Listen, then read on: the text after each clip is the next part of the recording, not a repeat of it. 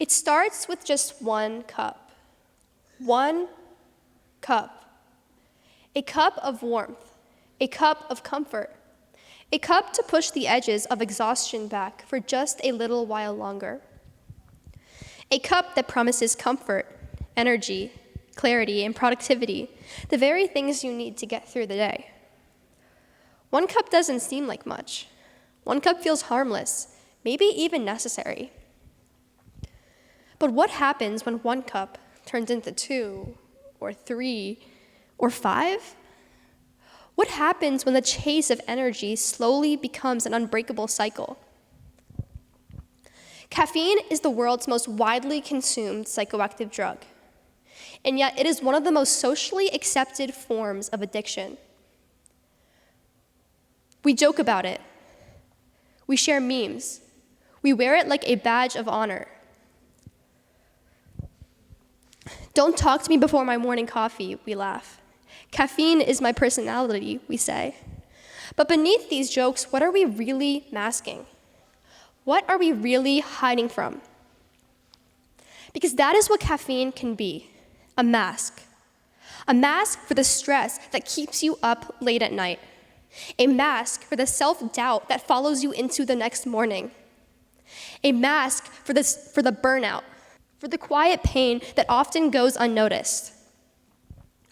We pour it into our mugs like it's a lifeline, not realizing that it may be the very thing keeping us from truly living, truly feeling. You see, caffeine isn't just a harmless boost.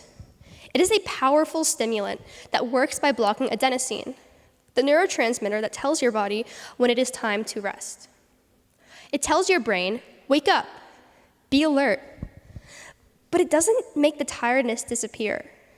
It pushes it into the background and replaces it with an artificial rush.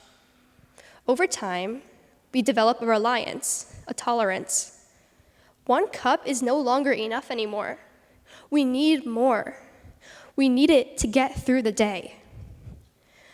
But what happens when the caffeine wears off?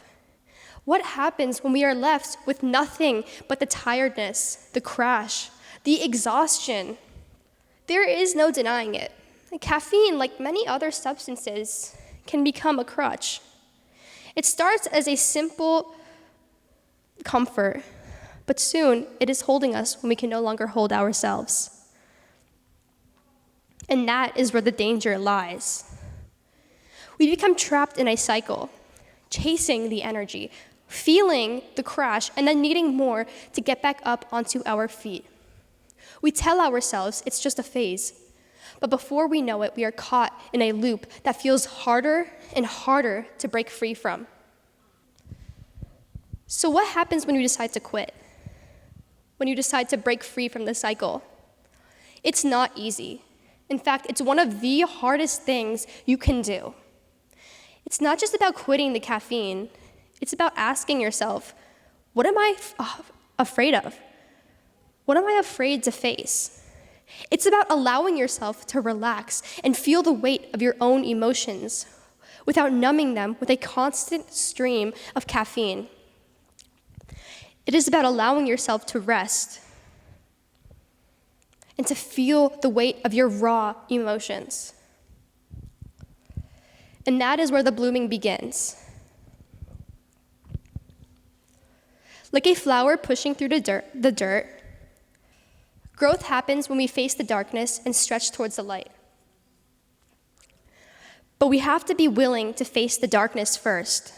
We have to be willing to feel, even when it's uncomfortable, even when it's painful. Growth is not linear. It's hard. It's messy. And it's one of the hardest things you can do. But I promise you, it's one of the most important things you can experience. Blooming happens in the quiet, in the stillness, in the space where we let go of the crutches that have been holding us up. In the spaces where we stop running and we start standing. It happens when we give ourselves permission to heal, to rest, without filling it with constant noise, with busyness, with distractions. It happens when we choose to trust that the light is there, even when it feels far away. And here is the beautiful part. You don't have to be perfect to bloom. You just have to be willing to begin. Maybe your blooming isn't about quitting caffeine altogether. Maybe it's about recognizing your relationship with it and choosing to break free from the hold it has on you. Maybe it is about taking back control of your nights, of your sleep, of your mornings, and allowing yourself to rest, to relax, and to feel your real emotions. Maybe it's about finding other ways to nourish yourself, through sleep, through rest, through being present. Maybe it's about giving yourself spaces to feel. And here's the truth. You are not your crutch. You are not your addiction. You are not the cycles you have been trapped in. And you are not the exhaustion you feel. You are a seed, a flower, a force of nature waiting to bloom. Your true self is still here, waiting to be uncovered, waiting to grow, waiting to bloom. But you have to choose. You have to choose to break the cycle.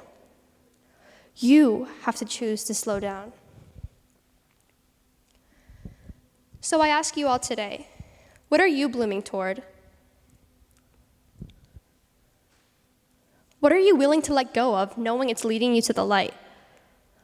What darkness are you willing to face, knowing you will eventually find the light?